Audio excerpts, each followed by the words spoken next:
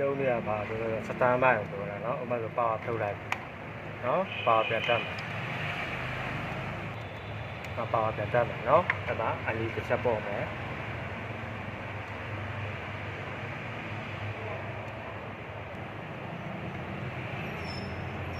စတန်မိုင်ဆိုတော့နော်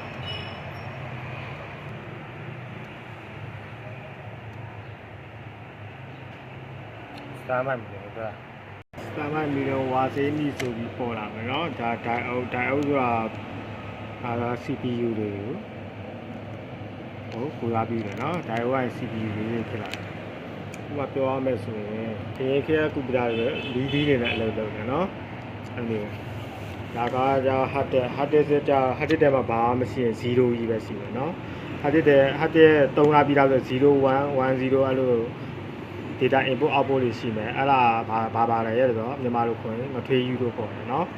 ငထွေးယူက binary language တင်တယ်နော်အဲ့ဒီ diode အကြောင်းလေးနားလည်တယ်ဒါကြတော့တက်တွန်းနေတာဒညင်နေတာတော့မသိဘူးနော်ဒါရေခဲကြောင်းနော်ဒါကော်ပြန်စိမ်းနော်ဒါကော်ပြန်လိတ်နော်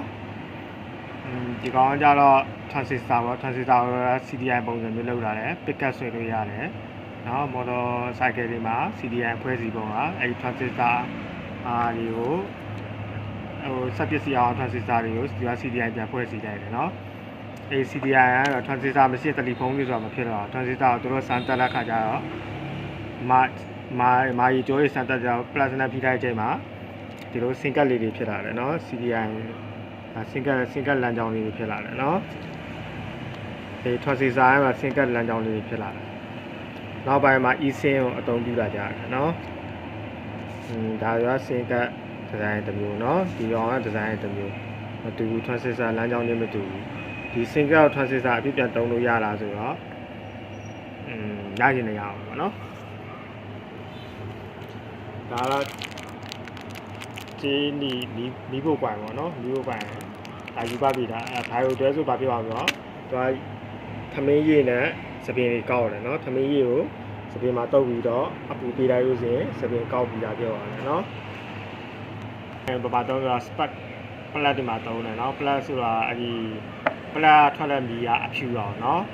magnetic တာနှံ့ညွတ်ကွာရန်ထွက်တာအဖြူအောင်ဒီလိုဘယ်ထီရောက်ဆိုရင်ဘယ်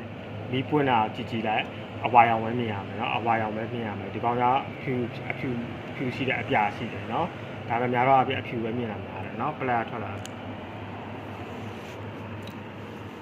ဒါ EMS ဆိုတာက electronic music ဒါလည်းမသိဘူးเนาะအကျော်ပြင်တာကသူ့မှာ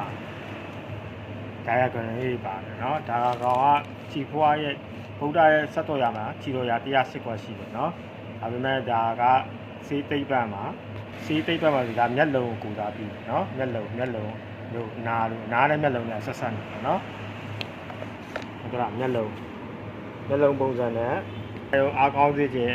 ခြေဖွားမှာရှိတယ်เนาะမျက်လုံးချိုးပြုတ်ကြသွားတာ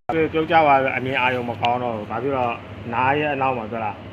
မျက်လုံးနဲ့ဆက်ဆက်နေတဲ့အကျော်အာယုံမကျော်ရှိတယ်เนาะအာယုံခေါ်နားစီဒါနားရဲ့ပတ်သက်တဲ့ဥစ္စာเนาะဟုတ်တာခီးယူဘက်ကိုပြောလားเนาะဒီမှာเนาะခီးယူ